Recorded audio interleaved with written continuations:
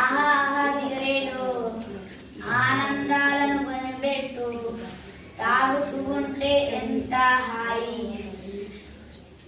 ఊగును మనసంతా బాయి. ఏదో లోకంలో వివరిస్తున్నట్టు, మైకంలో తేలిపోతున్నట్టు, మనల్ని మనమే మర్చిపోయేలా, ఎంత మత్తు కలిగించేలా ఉంది రాయి సిగరెట్. పిల్లలు ఏం చేస్తున్నారు? సిగరెట్ తాగుతున్నారా? అది మీ ఆరోగ్యానికి మంచిది కాదు, ఆ అలవాటు మంచిది కాదు, మానుకోండి.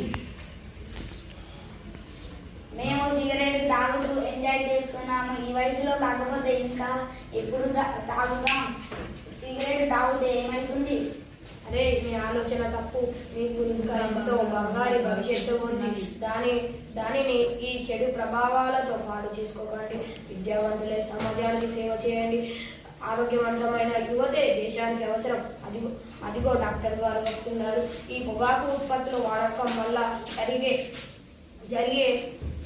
చెడు ప్రభావాలను వివరిస్తారు. వారు చెప్పిన మాటలను వినైనా మానండి. డాక్టర్ గారు నమస్కారం. చూడండి పిల్లలు, మీరు వయసులో పొగాకు వాడకం వల్ల క్యాన్సర్ లాంటి ప్రాణాంతక వ్యాధులు వస్తాయి.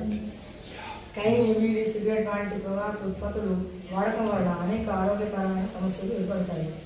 ఇవి శరీరంలోని అన్ని అవయవాలను ప్రభావితం చేస్తాయి. నేడు 3/1 క్యాన్సర్లు పొగాకు వాడకం వలన వస్తున్నాయి. వీటి వలన దీర్ఘకాలిక వ్యాధులు, ఊపిరితిత్తుల వ్యాధులు, అంధత్వం, క్షయ మొదలైనవి ఎన్నో వ్యాధులు వస్తాయి. అందువలన మీరు వీటికి దూరంగా ఉండడం మంచిది. ఈ పొగాకు ఉత్పత్తులను అమ్మడం, వాడకం కూడా లేదు. ఆ విషయాన్ని అదిగా మన పోలీస్ ఆఫీసర్ గారు వస్తున్నారు, వారి ద్వారా తెలుసుకుందాం. పిల్లలు చేసే తప్పు సిఓటిపి చట్టం 2003 చట్టం ప్రకారం బహిరంగ ప్రదేశాలు పొగ తాగడం నిషేధం.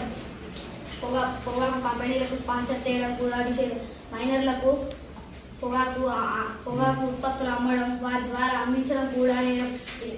ఏదైనా విద్యా సంస్థలకు 100 గదులలో పొగాకు విక్రయం కూడా నేరం.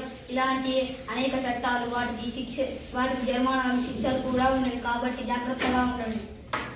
మాకు మీ మాట ద్వారా జ్ఞానోదయం కలిగింది. ఇకపై మేము పొగాకు ఉత్పత్తులకు దూరంగా ఉంటాం.